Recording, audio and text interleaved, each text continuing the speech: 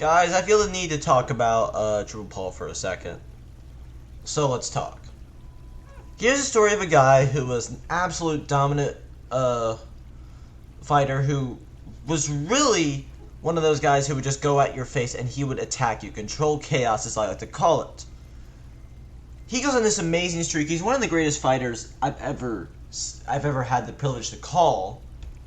Unfortunately, my first night of commentary was in IRBC. This was after all my UFC stuff. And he fights Kenny Young. Great defensive fighter. Style works very good for the guys at heavyweight. He ends up losing. It is an absolute war the entire way through, but Kenny Young wins decisively. Let's move forward. He's fine. He picks another fight. I'm calling the same one at Showtime. He's fighting Harry Payne on just a few minutes' notice because Payne had to do something else outside. They go to an absolute war for like 3 or 4 rounds. It's like one of the craziest fights I've ever seen because both guys are just trying to kill each other in there. They're throwing haymakers all over the place. Technical is going out the goddamn window. And then Harry gets because of some lag, Triple can't block a shot in time and Harry knocks him out on his ass. So then we throw that all out the window and say, okay, you lost to 2 high-level guys, but they're in side feds. This is the RBC. You're now going to fight in the finals because you deserve it. You are 5-0-1. Only 1 draw in your entire career, and you're going to face off against the best in the world, Cruzaro, and we took it as he has a damn chance to pull off this upset. He can do it. Screw the 4-1 odds or whatever it was before the fight. He can beat Cruzaro, and hell, he is winning. He knocked him down first. His power shots are working. Cruzaro just turns the tide and wins the fight. Cruzaro ends up dominating the rest of the way. No fault in him for that. We don't see any concern from him. He then goes in, I think it was for a comeback fight against Gavita. No, it was against SSI, I believe. I think he lost to Gavita. No, that was Jakob. He goes against SSI at RBC 10. Probably the biggest stage we've ever seen. And he says, I want to get back to that. I want to get back to title contention. I want to beat this dude. I want to beat SSI. And I'm going to beat SSI. We're all expecting him to do it. But hold and behold, we forget that SSI is one of the most dangerous technical guys in the sport. He picks apart Triple Paul with absolute ease and wins the fight. A month goes by, the tools change. Kind of favors him now. He goes against another high-level fight against NJJ. How the hell is he doing this? Why is he taking these fights? He is winning the fight, guys. He is winning the fight. And then a shot is landed which knocks him out cold. Do you hear what I'm telling you guys? This is the luck of this dude. This is a guy who had one of the best Commonwealth title reigns I've ever seen. And he just got flatlined. Tools that should favor him. He's in much better shape. We're all thinking because NJJ's coming off a loss. So it has to be different, guys. It has to be different. Round 2, for God's sake. I believe it was. I think it was a flash KO. I could be wrong. It was RBC 11. I was just absolutely shocked. And that was it. I mean, you talk about one of the craziest I've ever seen. I mean, flash KO. Triple Paul's got an iron chin, guys. You can't knock this dude down. He gets knocked out in the fight, he's probably winning. In my opinion, I think he was on the verge of. He was putting up a very good fight. I don't remember too much about that fight, but that's what I remember. Wow. I mean, come on, dude. That has got to be the craziest. This got to be the craziest 3-loss losing streak I've ever seen. You go toe-to-toe with the best fighter in the world. You lose your Commonwealth title to an unknown, amazing fighter. and then you get flash KO'd in a fight that you were pulling your own in. That's a hell of a way to lose your last 3 fights. That's a hell of a way to get compared to Tony Ferguson, guys. Hell of a fighter. Just got dealt the wrong cards. He picked great fights, and now he said, if I can't succeed in middleweight, if I can't win in welterweight, let me go up to heavyweight. And I was talking to NJJ on the podcast, and he told me, it's not Kenny Young who I think can move up and get a good fight. It's this guy, Triple Paul.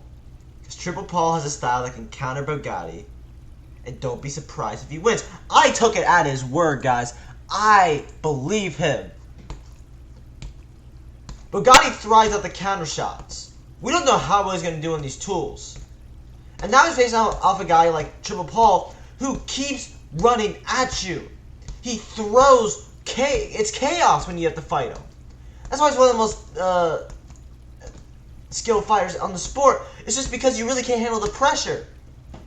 You have to hope you get a great counter shot on him. And NJJ was a perfect guy to beat Triple because he pressures. So you get this crazy 2-round fight, I believe, and he flash KOs him. 6 minutes feels like a damn long time when you're fighting Triple Paul. It does when you're fighting Bugatti too, because his fights never last more than 3 rounds. But we're talking about if he can make the damn weight, I'd be really surprised. I don't know how well he's going to do in heavyweight, but he is still very dangerous. And he can straight up win the heavyweight title. So let's look at the opponent he has to face. It's a perfect opponent, guys. George Petrov, great, good fighter, former RFC world champion, making his debut. I think he's still 0-0. It's the co-headliner on night 1. And in my opinion, it's going to have just as much hype around it as the damn main event. That's how good Raymondo's booking is. He can make all those fights interesting. All those fights have a great story to them. It doesn't have a great... all 3 fights don't have 10 out of 10 main events. Maybe except night 1. But it's the most solid card I've ever seen. And this is what I want for boxing. I don't want 3 title fights on one night. I want amazing non-title fights leading up to a main event that's so colossal, so great, that you have to tune in. And that's what we're seeing right now. So let's talk about the fight itself. Triple Paul needs to win this fight. This is the biggest fight of his career. If I said his fight with SSI was big, if I said his fight with Cruzaro was big, this is the biggest fight of his career. That tops everything, because this is the last stop, man. This is the last stop. You're going into a fight against a guy who wants a great debut win. He's going to be cocky. He's going to take risks. Because he thinks this is his story. He thinks this is the old man who has been down on his luck, that is just there for the showcase, and is going to help you. Nate Diaz comes to mind. Your 100% goal is to not allow that if you're Triple Paul. Make yourself the story, which is what I'm trying to do right now. Now, George Petrov wants to make this debut, I believe. And he wants to prove to the world that he's an amazing fighter and he can beat a top-level guy like that. I'm not on anyone's side right now. I'm trying to tell Triple to his face, you can't let this happen. You really cannot let this happen, dude. George Petrov, guys.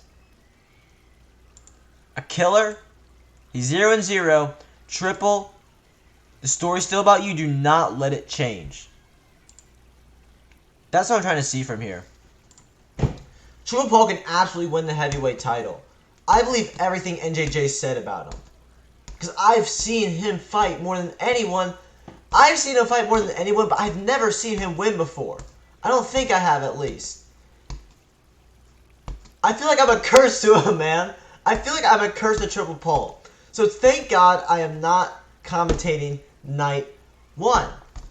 So Triple, the curse I have on you is out of the way. Everything else is out of the way. You get a fresh guy. You get to have a guy who has a great resume. You just got to go out and beat him. And for George Petrov, I'm not putting you down either. George, you gotta beat Triple. Okay, this is the first step. Guys, such a crazy fight. And I just explained to you the entire story of Triple Paul. Could I be the reason he's been losing? I don't think so. I think it's just a coincidence. I've never actually seen him win before. I could be wrong. I don't remember everything. But oh my god. This is an exciting fight. And I wish I could see it. But man, both guys need this fight more than ever. This is the biggest fight in Triple Paul's career, guys. This is the biggest fight. If he wants relevance again, does he want a championship? Heavyweight is the way to go. He should have moved up immediately. Because if NJJ told me this earlier, I believe we should all be clamoring for him to go up to heavyweight before. So what do you guys think? I'm gonna leave you this one question. Do you think this is the biggest fight in his career? Or am I over-exaggerating?